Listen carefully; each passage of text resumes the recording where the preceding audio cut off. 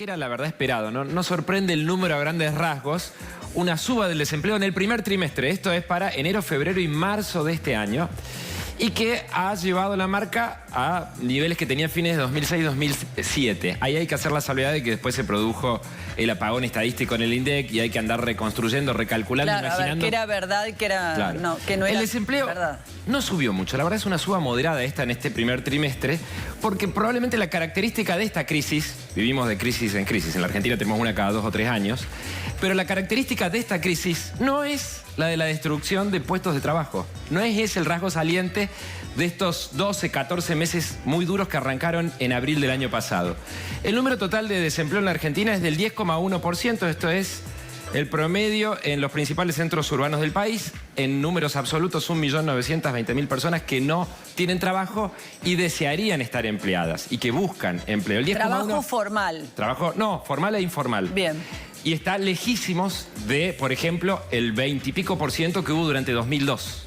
O sea, no es un valor extraordinariamente alto para la historia para la historia nuestra, Argentina, el 10,1%, un punto más alto que un año atrás. Sí. El promedio nacional. En Córdoba, el dato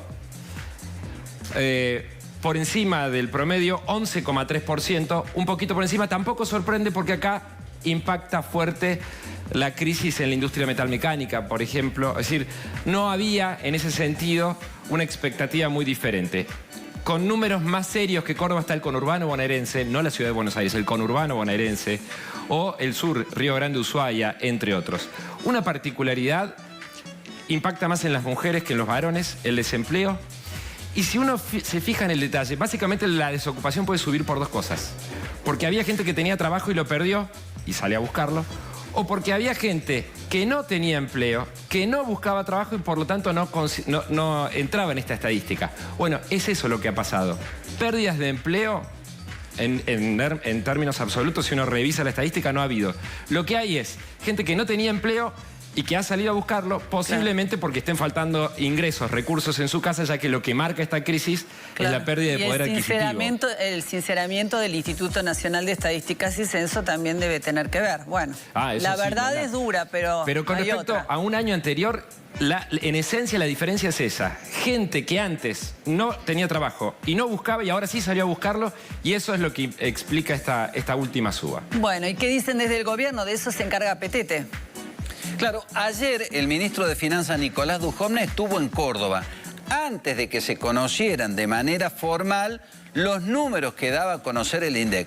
Pero señaló que la economía va a comenzar a mejorar a partir del segundo semestre. Estamos a un puñado de días para que termine, o mejor dicho, el segundo trimestre. Y allí sí se va a comenzar, según dice Dujovne, a vislumbrar lo que en algún momento prometió el gobierno. ¿Se acuerdan de los brotes verdes de la economía y el famoso segundo semestre del año pasado? Lo cierto es que hay dos datos que son alentadores, que vale la pena subrayar: que ha mermado la suba de la inflación y que está estable el dólar. Ahora faltan condiciones para que las empresas generen empleo genuino. Dujovne ayer en Córdoba.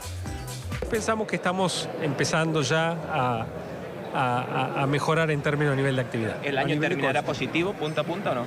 No, es muy difícil. Es muy difícil porque arrancamos en un nivel muy bajo en la punta inicial. ¿Habrá un segundo semestre de recuperación del consumo, ministro? La recuperación del consumo viene de la mano de las paritarias que se están cerrando en un contexto en el cual la inflación se desacelera. Entonces vamos a empezar a ver una mejora en los salarios reales que van a impulsar en parte el consumo. Los programas de estímulo como Hora 12 van a ayudar un poco también. Así que pensamos que el consumo en los próximos meses va a estar mejor que lo que estuvo en los meses pasados. Este tipo de cambio a 45 es un tipo de cambio que usted dijo competitivo. ¿Es cómodo para el gobierno? ¿Se sienten cómodos con este tipo de cambio? Nosotros nos sentimos cómodos con el esquema que tenemos funcionando. No nos enamoramos de un nivel de tipo de cambio, pero sí sabemos que este tipo de cambio permite que las exportaciones crezcan sostenidamente y que la inflación también baje gradualmente.